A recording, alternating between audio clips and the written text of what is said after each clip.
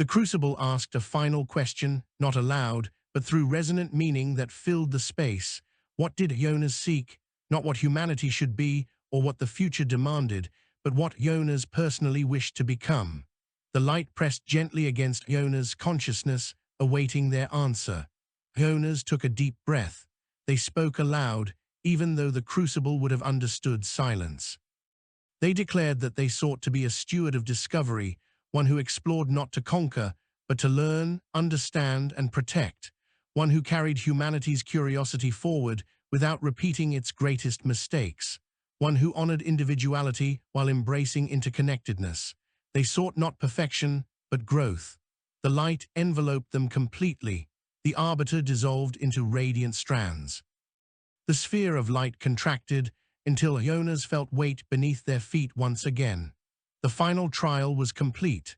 The world of light receded gradually, releasing Ionas into a space that at first felt disorienting in its sheer normalcy. Their feet touched smooth stone. Their lungs drew in a cool, steady breath. Their heartbeats settled into a rhythm that felt grounded once more in a physical body, not drifting through layers of thought or memory. Slowly, the final brightness faded, revealing a circular chamber that glowed with soft amber light. The walls curved upward into a dome where faint luminescent patterns pulsed rhythmically, like the slow exhalation of some vast living structure. Everything around Ionas felt steady, reassuring, a grounded contrast to the storm of introspection they had just survived. Sarah still stood a few paces away, her posture poised, yet softened by unmistakable relief. Her faceted eyes reflected warm hues of amber, and the faint lines of bioluminescence along her temples pulsed gently. She told Ionas that they had returned from the labyrinth of the final trial, their consciousness successfully reintegrated into their physical form. The Crucible had tested them thoroughly, and though she did not yet know the outcome, the mere fact that Ionas stood before her indicated that they had not suffered dissolution or cognitive fracturing. That alone set them apart from a portion of the species that had attempted the Crucible throughout history. Ionas found themselves momentarily speechless. The emotional residue of the trials still clung to them like fine dust. They felt simultaneously exhausted and sharpened, as though every layer of self had been sanded down and polished. The reflections they had confronted, of impatience, fear, ambition, still pulsed faintly in their mind. Yet beneath all of it lay a quiet clarity, a steadying sense that they had glimpsed something fundamentally true about themselves. They asked Sarastil how long they had been inside the final trial. She responded that no fixed measure of time could capture it. Within the Crucible, subjective states stretched or compressed depending on the depth of experience.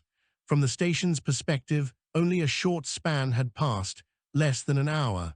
From Iona's perspective, however, it could have been days or weeks. Time, in the Crucible's internal structure, adapted to the needs of the candidate. Sarastil approached and placed a hand lightly over Iona's. The gesture conveyed grounding, a bridge from ordeal to reality. She told them that now came the period of resonance. The Crucible's internal mechanisms would process the insights Ionas had revealed, weighing their choices against the entire history of beings who had come before. No candidate, not even those who became architects, ever understood the full algorithmic or metaphysical structure of the evaluation. But Sarastil assured them that the Crucible did not judge arbitrarily. Its purpose was not competition, but clarity. She guided Ionas toward an arched doorway that led into a passage lined with intricate carvings. The carvings depicted scenes drawn from innumerable species, each one captured in the moment of facing their final trial. There were beings composed of flowing vapors, others with crystalline exoskeletons, some resembling serpentine forms woven from tendrils of light. No two were identical. Some of the carvings radiated triumph, others sorrow, and still others carried an aura of tranquil acceptance. The passage seemed endless, a reminder that Ionas walked in the footsteps of countless explorers who had sought understanding beyond the boundaries of their homeworlds. Ionas traced a fingertip lightly across one of the carvings, a depiction of a being with 6 elongated arms and an intricate array of luminescent markings across its torso. Its posture suggested contemplation rather than victory or defeat. Serastil explained that this species, from a world long vanished, had completed the Crucible but chosen not to ascend. They had returned home, carrying the wisdom they had gained, and redirected their society toward a path that balanced tradition and discovery. The Crucible honored all outcomes, not only success. This comforted Ionas, though it did not dispel the tension coiling quietly in their chest. They asked what happened next. Serastil gestured toward the far end of the passage, where the carvings gave way to a circular chamber illuminated by muted blue light. That chamber, she explained, was the Chamber of Alignment. There, Ionas would wait while the Crucible assessed their experiences. While they waited, they would experience no visions or tests. The Crucible gave candidates a temporary refuge of stillness, allowing them to gather themselves before the outcome was revealed. They entered the Chamber of Alignment. The walls were adorned with flowing patterns that resembled constellations unfolding across the surface of calm water. A cushioned platform rose gently from the center of the room, inviting Ionas to sit or lie down. Serastil paused at the entrance, her posture conveying a solemn kind of respect. She told Ionas that she would remain outside the chamber until the Crucible delivered its verdict. She reminded them that regardless of the outcome, humanity had already gained from this endeavor. Ionas had confronted their inner complexities with honesty, an act that elevated not just themselves, but the species they represented. With that, Serastil withdrew, leaving Ionas alone in the chamber.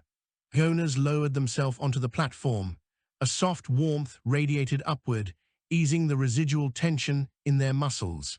They let their gaze drift across the patterns swirling across the walls.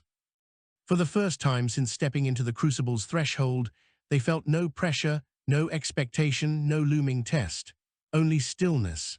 They breathed deeply, allowing their mind to settle. Slowly, their thoughts drifted to memories of Earth, the gentle hush of forests at dawn, the crackling of frost across tundra plains, the rhythmic crash of waves against a rocky shore. They thought of colleagues who had supported their work, of the expedition teams that had trusted their leadership, of the quiet resolve they had carried during long nights of research under unfamiliar stars. They wondered what humanity would think if they knew how profoundly the Crucible challenged its candidates. Would they be afraid, inspired? Would they see it as an opportunity or a threat? Ionas felt a pang of longing to share their experiences with others, to help humanity see that the galaxy's challenges were not tests of conquest, but of self-understanding.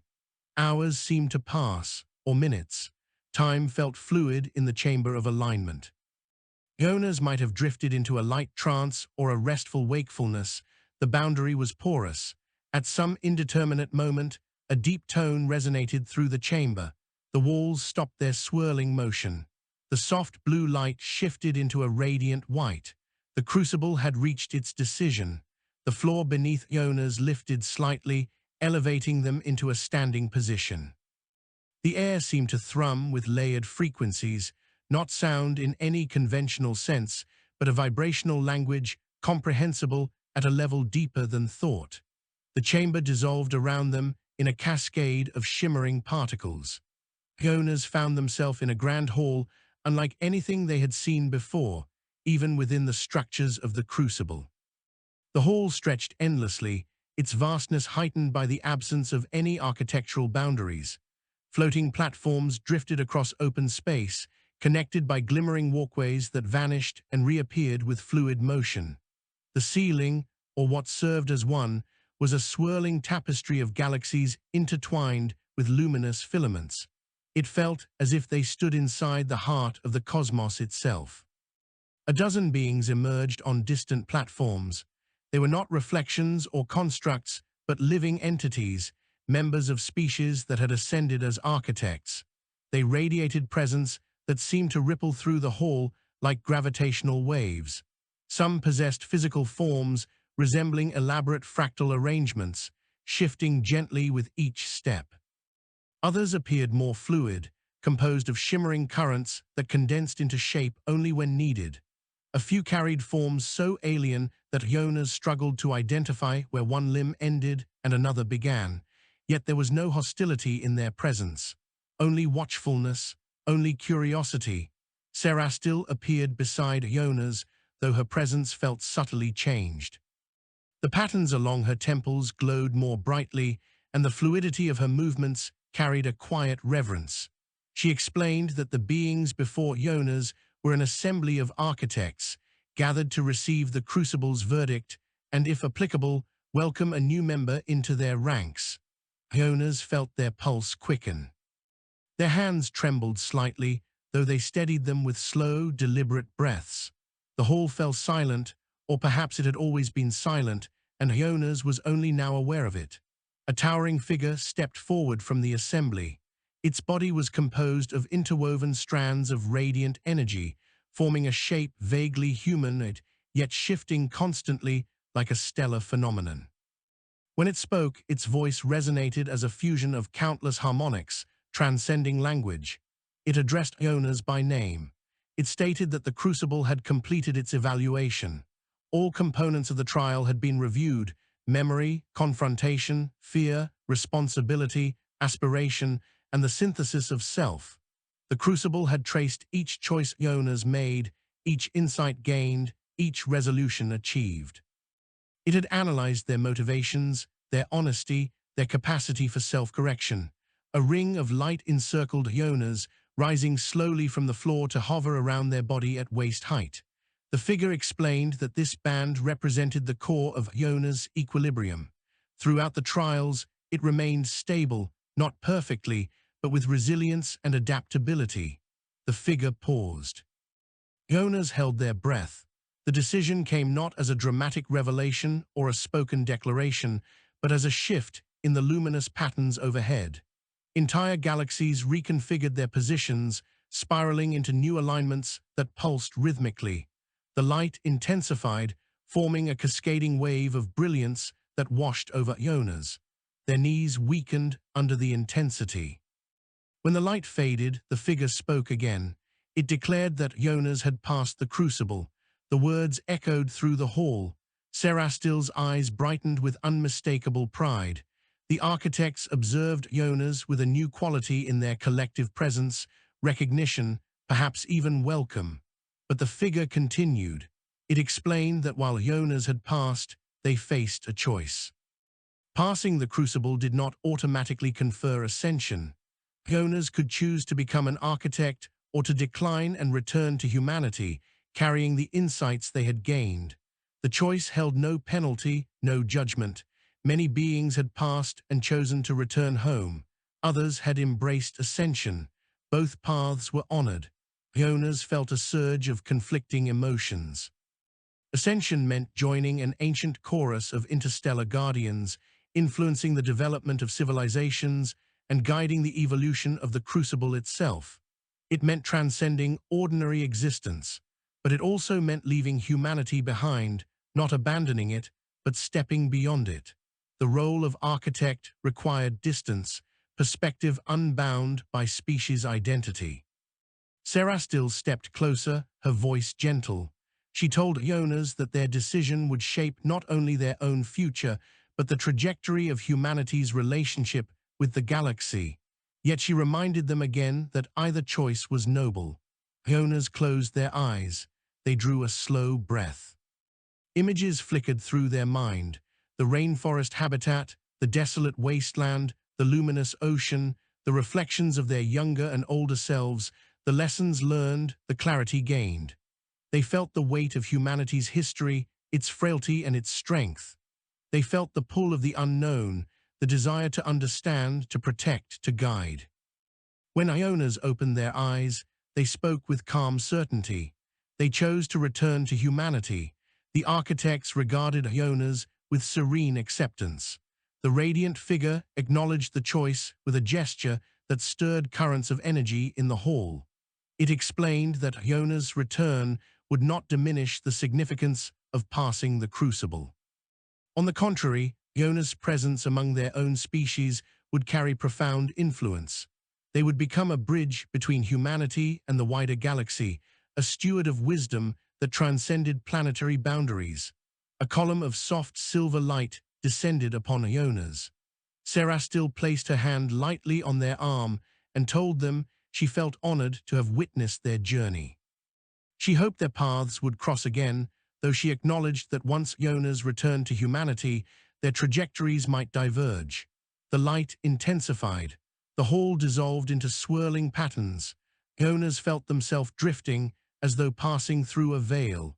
When the sensation eased, they stood once again in the Relari station, in the first chamber where their journey had begun.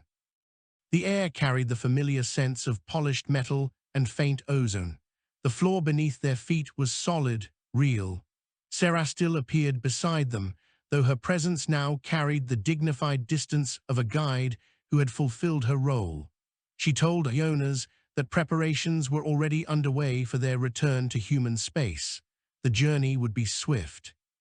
Ionas would carry no burden of secrecy.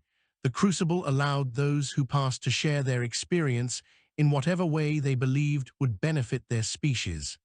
Ionas felt a profound sense of grounding. They had stepped into a path few humans had ever walked. They had confronted both inner shadows and luminous possibilities. They had chosen humility over transcendence, not out of fear, but out of love for their people. Serastil walked with Ionas to the transport chamber. She offered a final gesture of respect, touching 2 fingers to her temple and then to her heart. Ionas returned the gesture, knowing they might never see her again.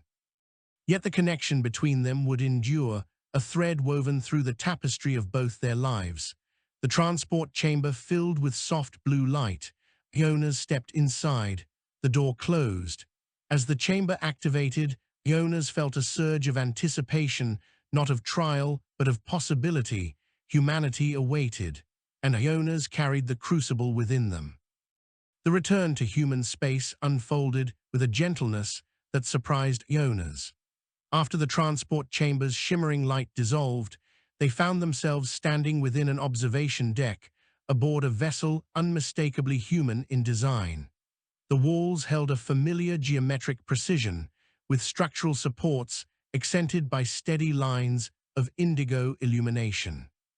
The faint hum of engines reverberated through the floor, a sound far rougher than the fluid harmonics of Relari technology, yet comforting in its own way.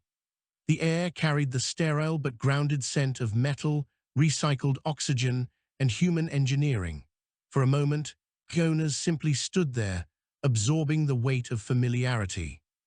The journey through the Crucible had reshaped their understanding of existence, but the sight of a human-crafted corridor, the feel of metal flooring underfoot, and the steady pressure of artificial gravity offered a grounding sensation that anchored them back into the material reality of their species.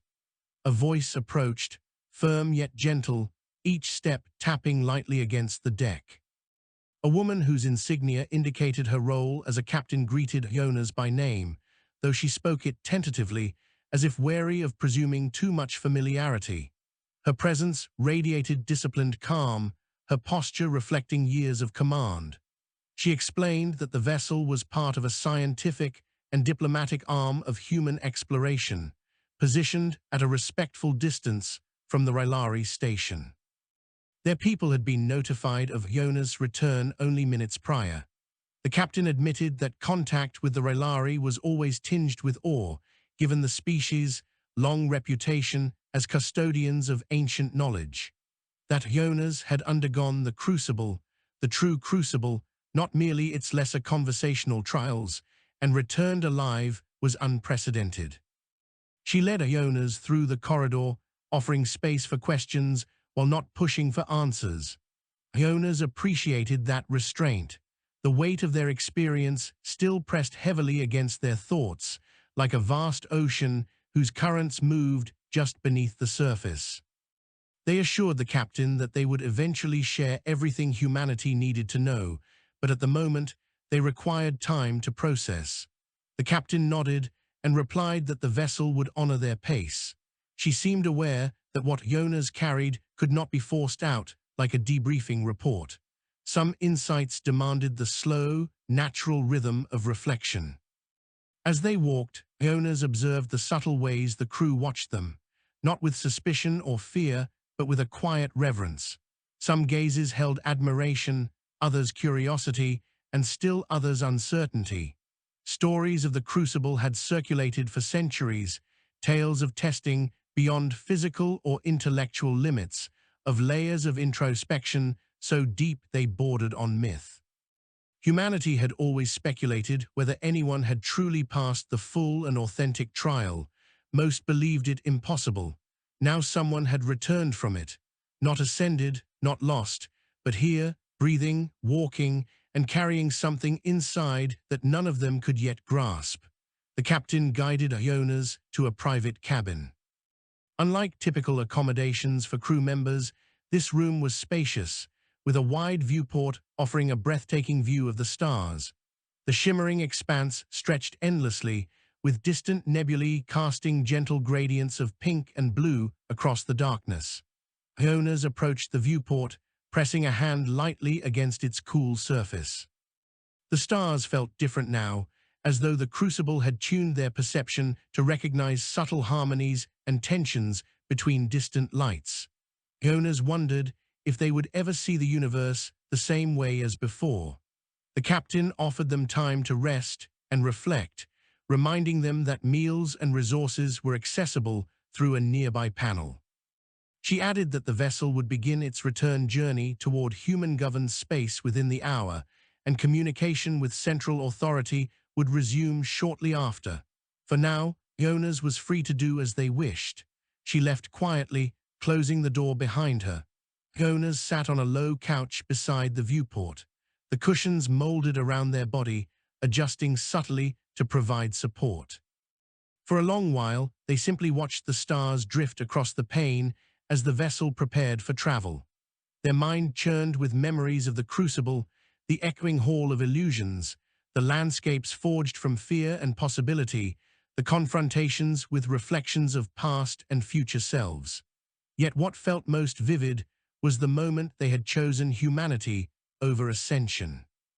It had not been a choice of sacrifice or loss. It had been a recognition that humanity stood at a precipice, one where guidance could alter the course of entire generations. Ionas had returned not because they feared the vastness of the architects, but because they believed their species needed voices rooted in human experience to navigate what lay ahead. Hours passed as Ionas drifted between contemplation and light rest. The engines shifted into the deep vibration that signaled deeper jump preparation. A soft chime announced that long-range communication had been re-established. Moments later, the door chimed again. This time, a younger officer stood outside, carrying a small console. She offered it respectfully to Ionas, explaining that Central Coordination had requested their presence for an initial conversation, not a formal debriefing, but an acknowledgement of their return and an offer to connect with human leadership when Ionas felt ready. Ionas accepted the console and thanked the officer, who departed with a mixture of awe and relief.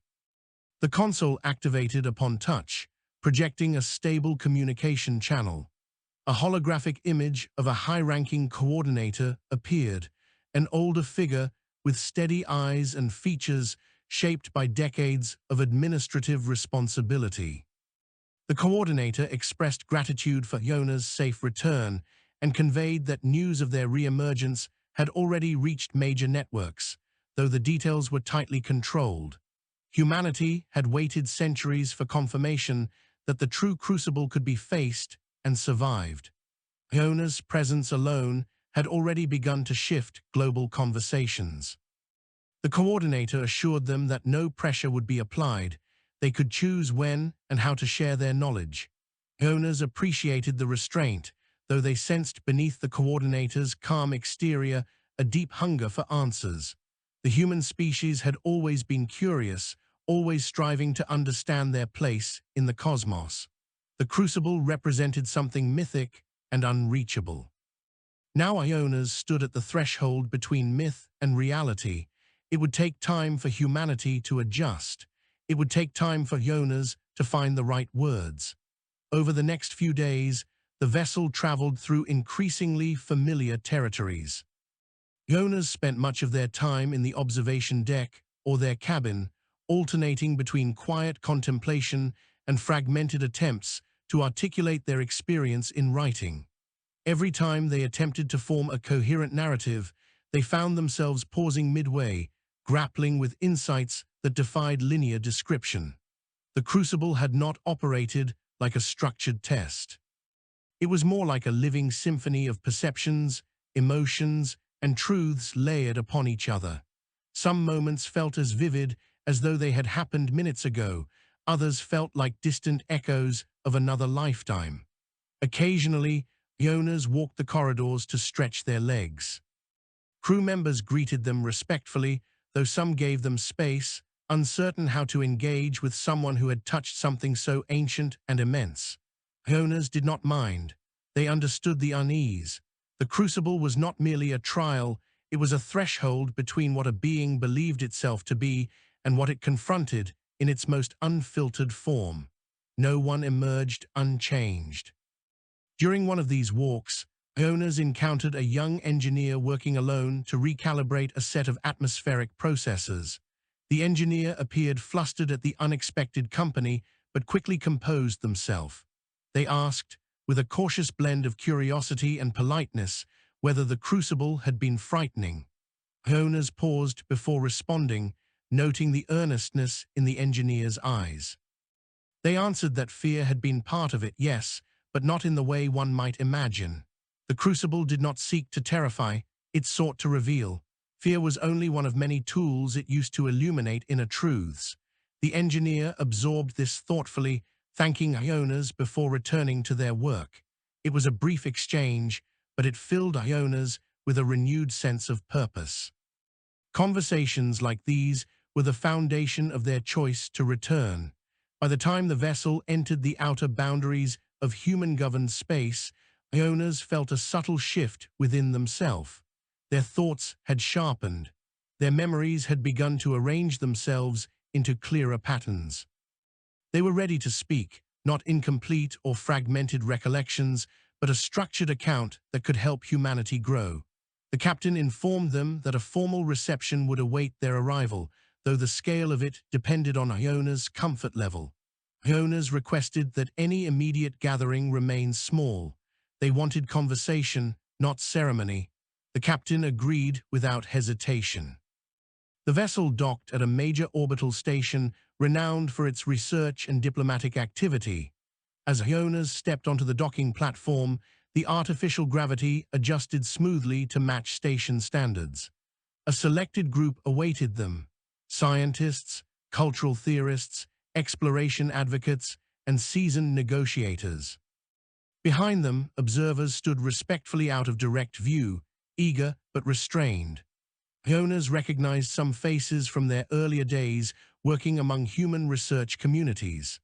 The sight filled them with both nostalgia and a gentle ache, as if the time spent in the Crucible had placed a wide gulf between their past self and present identity.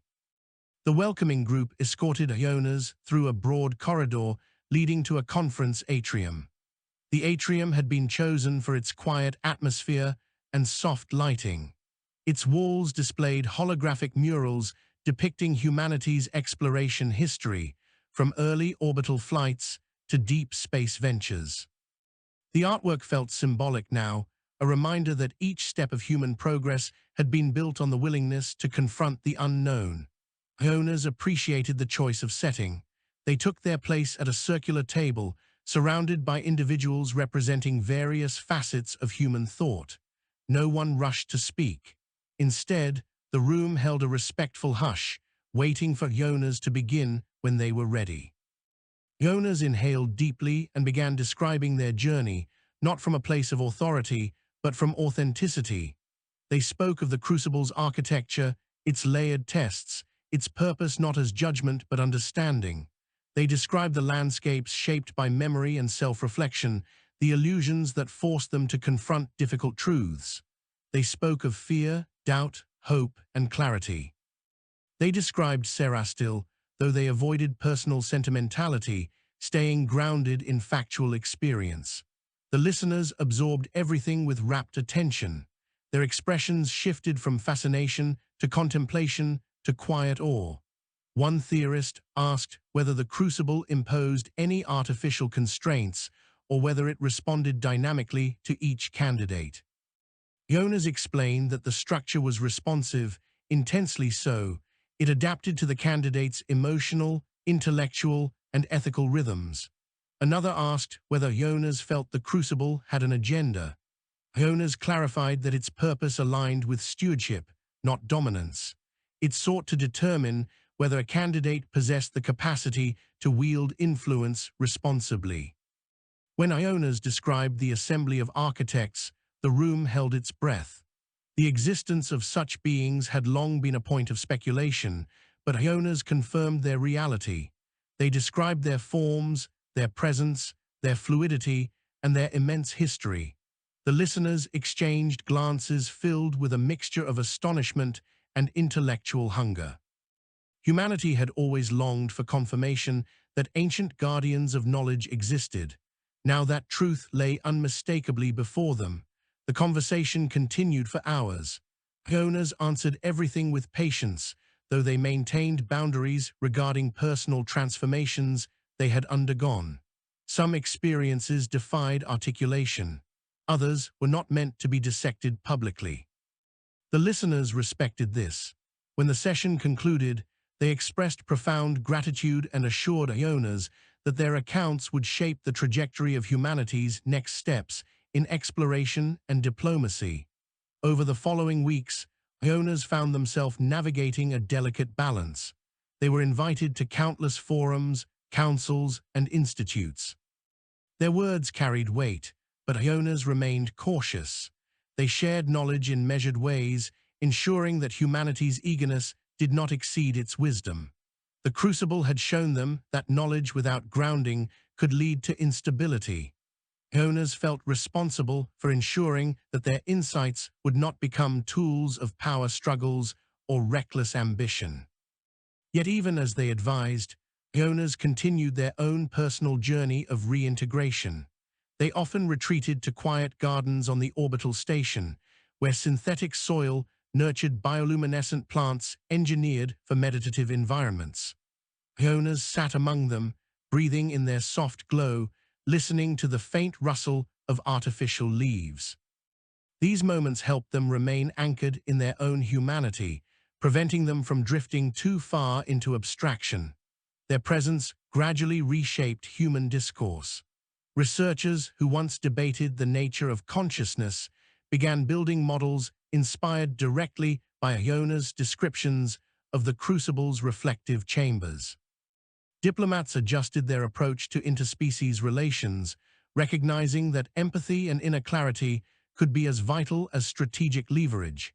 Even cultural artists found inspiration in Ionas' stories, creating works that explored identity and transformation. Despite this growing influence, Ionas never sought prominence.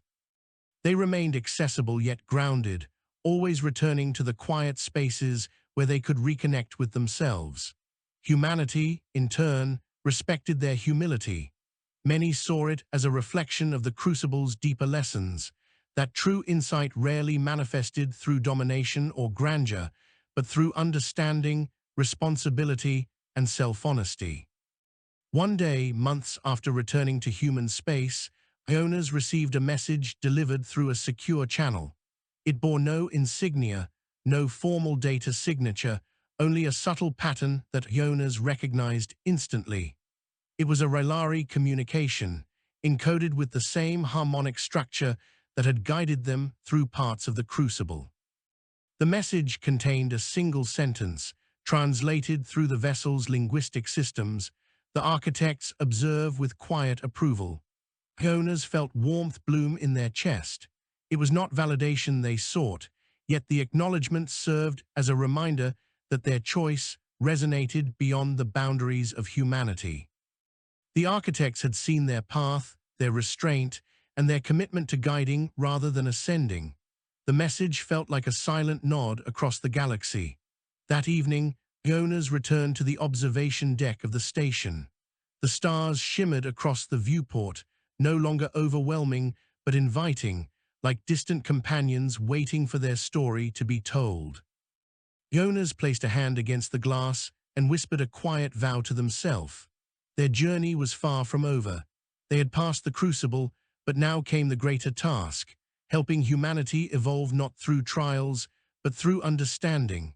They would guide their people carefully, ensuring that curiosity remained balanced with wisdom and ambition tempered by introspection. For Ionas knew better than most that the greatest challenges were not found in cosmic storms or distant civilizations, but within the quiet chambers of the self. And in that understanding, humanity would find its truest strength. The seasons aboard the orbital station did not shift in the way natural ecosystems did, but Ionas sensed the passage of time through subtler markers. The gradual rhythm of scheduled maintenance cycles, the rotation of crews between assignments, the evolving conversations that flowed through communal spaces, and the growing stability within their own mind.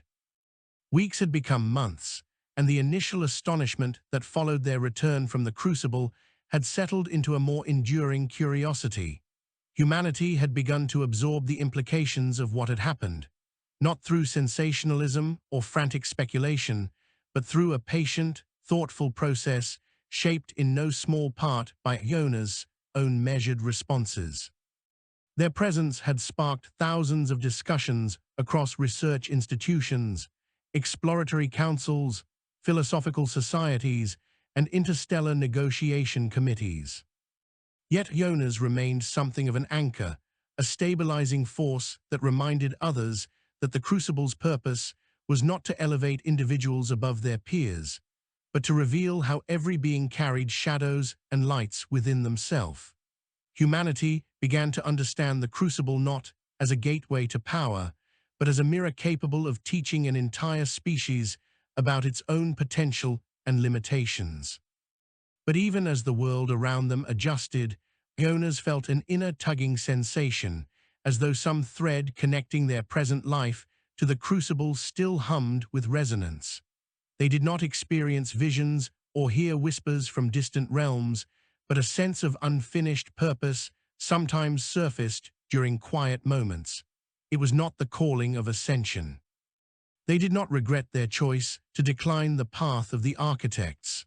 Rather, it felt as though humanity stood at the brink of something transformative, and Ionas sensed their role in guiding that change had yet to fully unfold. It was during such a reflective moment, seated on a bench in the station's meditation garden, beneath the sweeping fronds of bioluminescent vines, that a member of the station's research council approached. The researcher, an older individual with gentle eyes and a contemplative demeanor, asked if Ionas would join a private discussion with several key figures. They assured Ionas that the gathering was neither political nor ceremonial. Instead, it was prompted by a question that had begun to circulate among high-level thinkers. How should humanity respond to the knowledge that the Crucible existed not merely as a distant legend, but as an attainable reality? Ionas agreed, sensing the importance of the inquiry.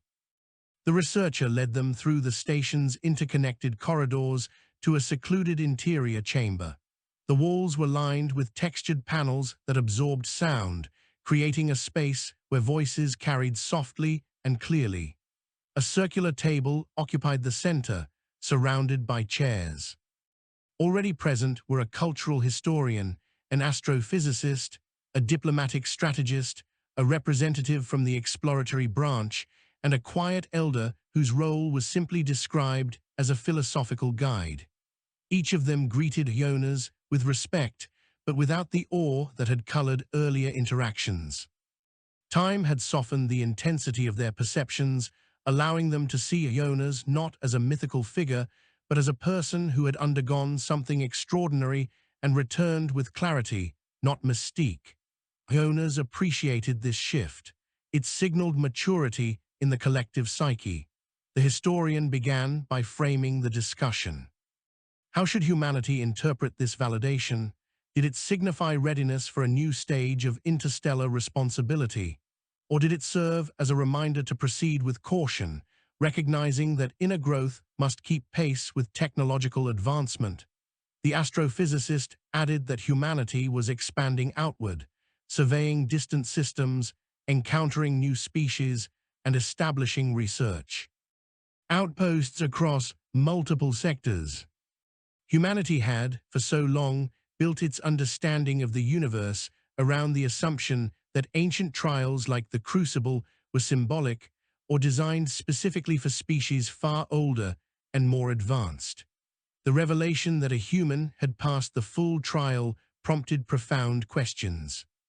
The knowledge that ancient custodians still observed from afar and that the Crucible continued to accept candidates created an ethical predicament. If the Crucible granted insight into the self and civilization, should humanity seek to build its own structures inspired by its philosophy? Or would such attempts risk destabilizing cultural foundations not yet prepared for that depth of introspection? The diplomatic strategist leaned forward, hands clasped.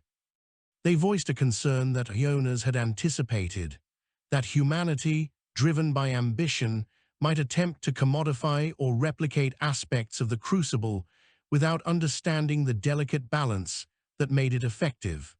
Such efforts could lead to factions or institutions misusing reflective practices to manipulate rather than enlighten. The strategist stressed that any response to the Crucible must be grounded in ethical clarity. Finally, the philosophical guides spoke, their voice soft but steady. They suggested that perhaps the question was not how humanity should replicate the Crucible, but how it should learn from the qualities that allowed Ionas to succeed. They invited Ionas to share their thoughts, not as a definitive answer, but as a starting point. Ionas sat in silence for several moments. The faces around the table watched them with patience. Ionas gathered their thoughts, recognizing the weight of every word they were about to speak. They explained that the Crucible's power did not lie in its architecture or its illusions, but in its capacity to reveal the interwoven nature of identity. The trial forced candidates to confront not only their strengths, but their flaws, especially the ones they had buried. Humanity, Ionas suggested, could learn from this by fostering deeper cultural practices of introspection. Not through forced rituals or artificial simulations, but through open dialogue and honest self-examination. Societies often avoided discussing fear, bias, or emotional complexity, yet it was precisely those shadows that shaped conflicts, misunderstandings, and stagnation. The conversation evolved into a rich exploration of cultural evolution. The participants debated educational reforms that emphasized empathy and self-reflection, diplomatic initiatives that encouraged transparency during negotiations, scientific programs that examined consciousness not only through neural mapping but through ethical and philosophical lenses. Ionas contributed thoughtfully but reminded them all that the Crucible's tests were deeply personal. They could not be institutionalized without losing meaning. Instead, humanity could strive to cultivate environments where individuals felt safe confronting their own complexities. The meeting ended with a sense of cautious optimism. Humanity did not need to rush toward a new era. It needed to grow intentionally, guided by patience and humility. Ionas left the chamber feeling lighter, as though a small piece of the inner tension they had carried since returning from the Crucible had eased. The question of humanity's response was not fully answered, but it had entered a stage of thoughtful incubation rather than reckless ambition. In the months that followed, Ionas continued to advise various groups, but their role gradually shifted from central figure to guiding presence.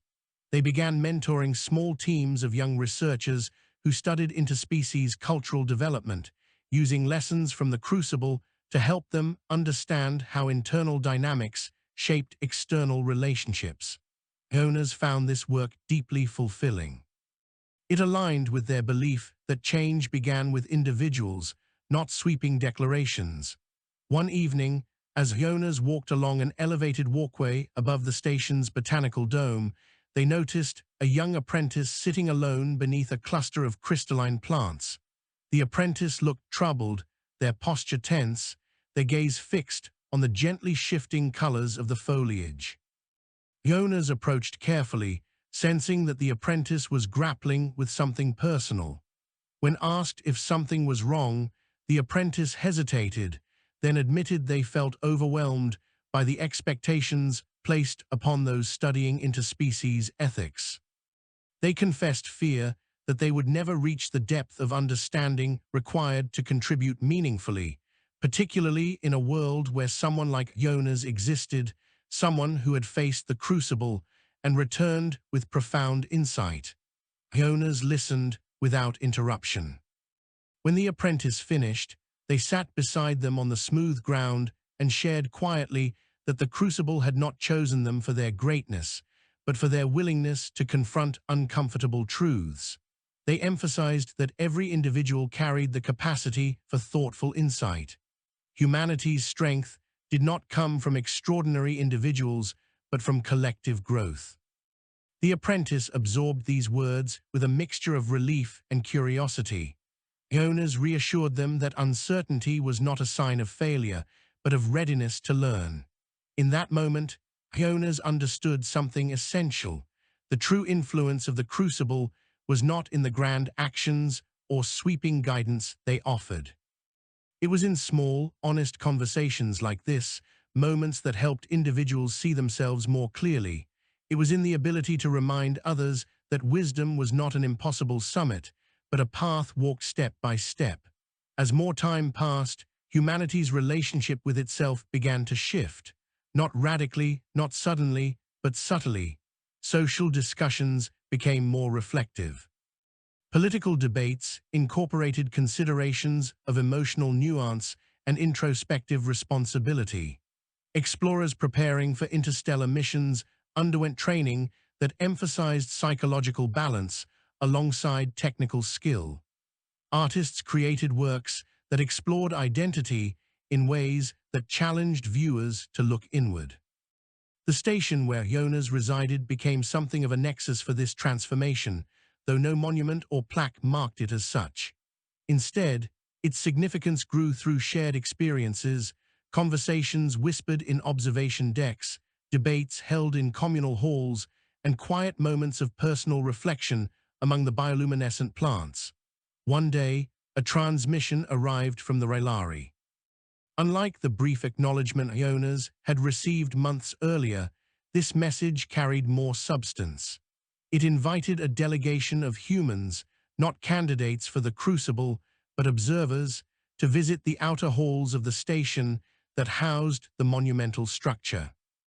The Rylari explained that this invitation was extended because humanity had shown signs of approaching a stage where collective introspection was possible. Observation would not involve trials or tests, but an opportunity to understand the history and purpose of the Crucible more deeply. The Human Council reacted with astonishment. Such an invitation was exceedingly rare. Typically, entire eras might pass without the Rylari granting any species such access. Ionas was asked to join the delegation, not as a representative assigned responsibility, but as someone whose experience created a natural bridge between humanity and the ancient structures. The journey to the Rylari station felt different this time. Ionas was not a candidate bracing for the unknown. They were a guide, though not in any formal sense. The delegation consisted of researchers, diplomats, archivists, and ethicists chosen not for their political rank, but for their openness of mind. As the vessel approached the crystalline structures of the Rylari station, Ionas felt a flutter of nostalgia and quiet reverence. The curved architecture shimmered with soft hues, reflecting the starlight like a living constellation. Serastil greeted them upon arrival, Her presence was just as Ionas remembered, poised, luminous, and carrying a serene dignity. Yet when her gaze met Ionas, a subtle warmth flickered in her expression. She welcomed the delegation with formal clarity, explaining that their visit was a testament to humanity's emerging maturity. She emphasized that the path ahead required humility and patience, but she believed humanity was capable of integrating the lessons of the Crucible without succumbing to hubris. She guided them through chambers filled with ancient carvings, holomorphic archives, and intricate patterns that recorded the experiences of countless species. The human delegation reacted with a blend of awe and thoughtful curiosity. Some asked questions about the metaphysical foundations of the Crucible. Others examined the cultural histories of species that had passed or declined ascension. Serastil answered each inquiry with composed depth, careful not to reveal more than what the Rylari deemed appropriate for humanity's current stage. Ionas walked beside the delegation, offering quiet context where needed. Yet they found their attention repeatedly drawn toward one particular engraving, a depiction of a human figure standing before the shifting panes of the illusion hall. The image was not literal. The Crucible never carved its candidates' likenesses into its walls. Rather, it symbolized humanity's presence among the tapestry of species who had reached this threshold. Ionas felt a soft tremor of emotion at the sight. It was a reminder that even though they had declined ascension, their journey remained woven into a larger continuum.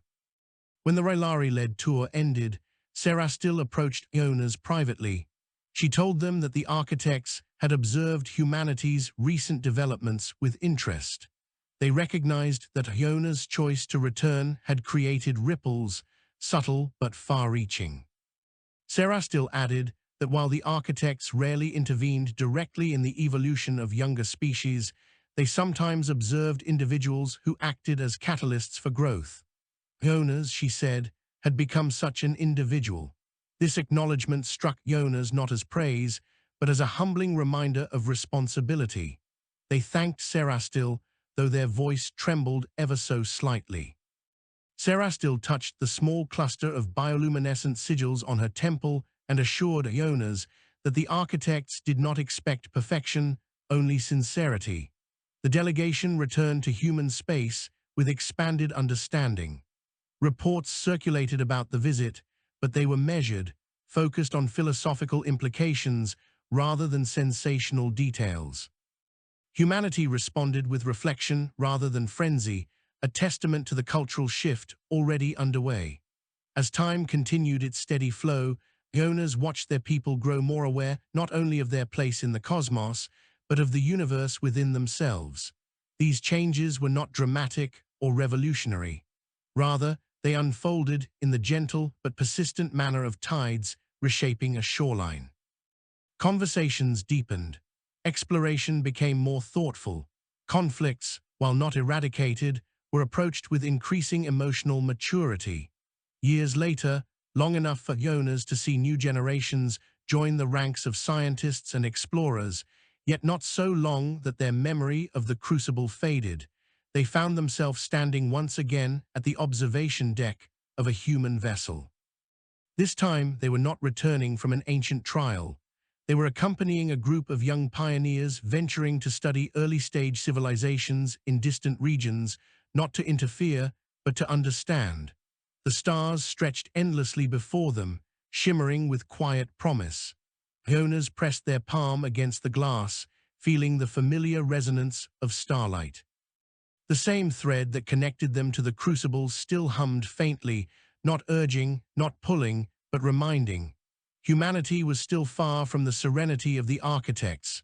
There were still conflicts, misunderstandings, and uncertainties, but there was also growth, reflection, and a deepening capacity for wisdom. And Ionas knew in their heart that this path, slow, thoughtful, intentional, was precisely the one the Crucible had hoped they would choose. As the vessel prepared for its next jump, Ionas allowed themselves a quiet smile. The journey was far from over. Perhaps it never would be. But humanity was learning to walk the path of understanding, one step at a time, guided not by ancient trials, but by its own growing clarity. And Ionas, who had stepped into the Crucible and returned with luminous awareness, was content to walk beside them, not above, not ahead, but alongside. For that was the true lesson of the Crucible, not transcendence, but connection. And with that understanding, humanity's future stretched wide and bright, like the starlit expanse before them.